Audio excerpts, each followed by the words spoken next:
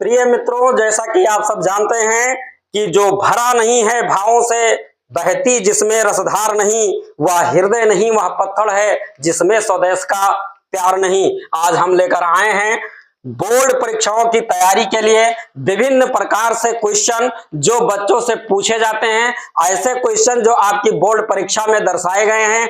बच्चों, आपको देखना है, बहुत आसान तरीके से जो है मोटिवेट किया गया है, समझाया गया है आप सबको कि कैसे आप अपने प्रश्नों का उत्तर दें ताकि बोर्ड परीक्षा में अधिक से अधिक आपके अंक आए। यही मनोकामना के साथ चलिए आज हम लोग हिंदी के रस, छंद तथा अलंकार के बारे में चर्चा करते हैं। मित्रों, बच्चों, जैसा आप जानते हैं कि हिंदी हमारी जननी है। बचपन से लेकर और बुढ़ापे तक हम मदर लैंग्वेज का प्रयोग करते हैं और हिंदी को बाकायदा पढ़ते, बोलते और सीखते हैं। लेकिन कहीं ना कहीं जानकारी के अभाव में हम सबकी त्रुटि रहित हिंदी को पढ़ना और लिखना ये दर्शाया जाता है। आज उसी त्रुटि को दूर करने के लिए और बोर्ड परीक्षाओं की तैयारी के लिए हम YouTube पर चैनल पर आए हैं। आप सब इस चैनल को सब्सक्राइब करें, लाइक करें व एक दूसरे को भेजकर, समझाकर, बताकर और सही मार्ग पर इस YouTube चैनल पर आने की कृपया बनावें।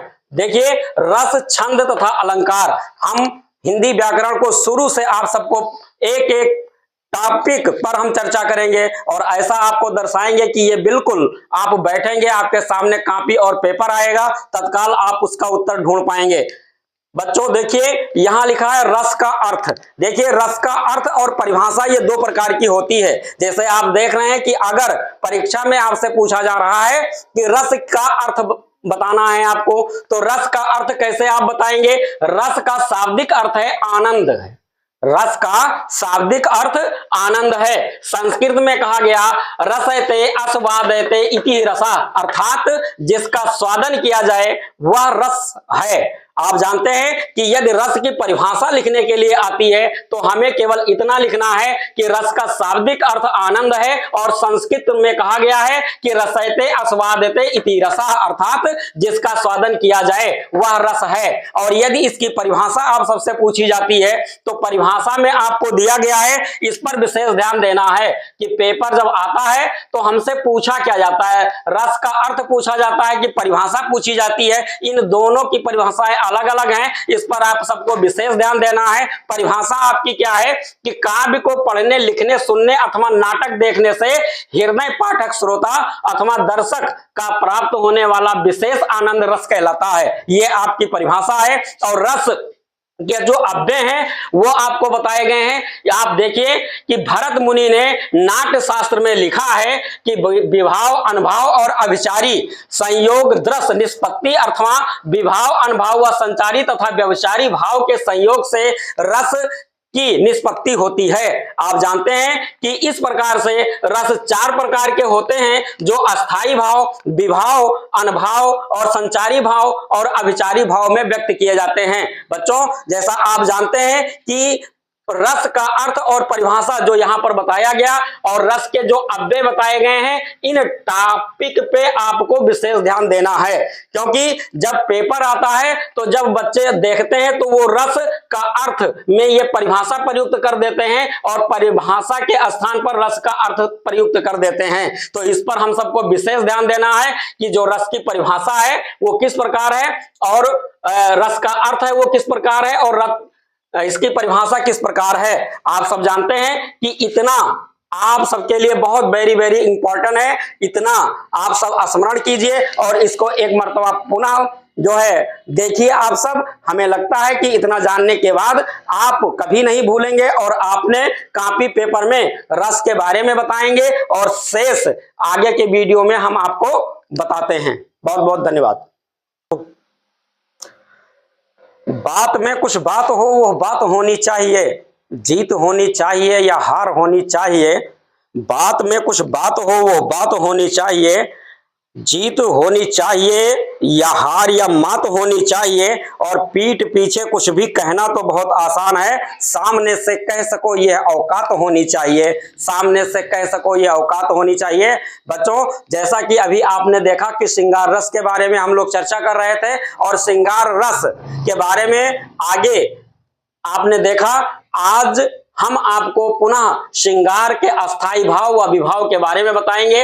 रस के भेद जो हैं सबसे पहले आप लोग देख लीजिए। यहां पर संस्कृत में एक श्लोक बताया गया है, यदि आप ऐसे श्लोक का स्मरण करते हैं तो सारे रस इसी में आपको मिल जाएंगे, दूसरा टॉपिक पकड़ने की आवश्यकता नहीं होगी। आप देखिए बच्चों, श्रृंगार हास्य करुण वीर रौद्र भयानक, यहां लिखा हुआ है श्रृंगार हास्य करुण वीर रौद्र और भयानक विभक्त भूत शांतस्य वास्तस्य रसः दसः, यानी कुल मिला के रस 10 बताए गए हैं, जो इन्हीं में 10 का अर्थ भाव गुण सब छुपा हुआ है। यदि आप इसको देखें और इसी को स्मरण करें तो बोर्ड परीक्षा में आपको अदर से याद करने की आवश्यकता नहीं होगी। बच्चों, जैसा आप जानते हैं कि जो रस है वो 10 प्रकार के होते हैं और 10 में से मैं एक रस के ऊपर आज चर्चा करने जा रहा हूं, जिसको श्रृंगार रस कहते हैं। श्रृंगार रस का अस्थाई भाव रति है। आप सब जानते हैं कि जो श्रृंगार रस है यथा नामे यथा गुणे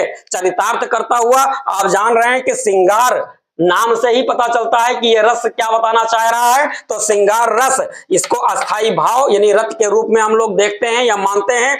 आलंबन विभाव जो इसका है, ये नायक अथवा नायिका, और उद्दीपन इसका है विभाव है आलंबन का सौंदर्य, प्रकृति, चांदनी आदि, और अनुभाव इसका है अस्पष्ट या आलिंगन। अब अस्पष्ट या आलिंगन के बारे में आप जानते ही हैं। फिर संचारी भाव इसका है निर्वेद, हर्ष, लज्जा, जड़ता आदि, और इसके 2 भेद हैं, एक है संयोग श्रृंगार और एक है वियोग श्रृंगार। बच्चों, जैसा आप सब जानते हैं कि जो संयोग है, संयोग का मतलब होता है एकाएक मिलन। जैसे आप जानते हैं कि रामचंद्र जी जब पुष्प को तोड़ने के लिए बगीचे में गए तो वहां सीता भी पुष्प को तोड़ने के लिए आई थी, और एक दूसरे को जब एक दूसरे लोग देखते हैं तो ये क्या है, ये आपका जो है जो 2 भेद यहाँ, ये संयोग श्रृंगार है। यानी एक मौका था, एक संयोग था कि दोनों लोग उसी बगीचे में फूल तोड़ने के लिए गए थे, तो ये संयोग श्रृंगार है। और जब दोनों लोग मिलते हैं, एक दूसरे को देखते हैं, तो वहां एक संयोग होता है। जो दूसरा टॉपिक इसका बताया गया तो वो आपको बताया गया वियोग रस। जैसे आप जानते हैं कि यहाँ तो संयोग हमको मिलता है, लेकिन वियोग कहाँ मिलता है। जैसे आपने देखा कि जब सीता जी का हरण हुआ और प्रभु श्री राम चंद्र जी को यह पता हुआ कि सीता कुटिया में नहीं है, और वो आए और ढूंढने लगे, लेकिन वहां जंगल में जाकर वन से पक्षियों से श्री रामचंद्र जी पूछ रहे हैं कि हे खग, हे मृग मदकर सैनी, तुम देखा सीता मृग नहीं,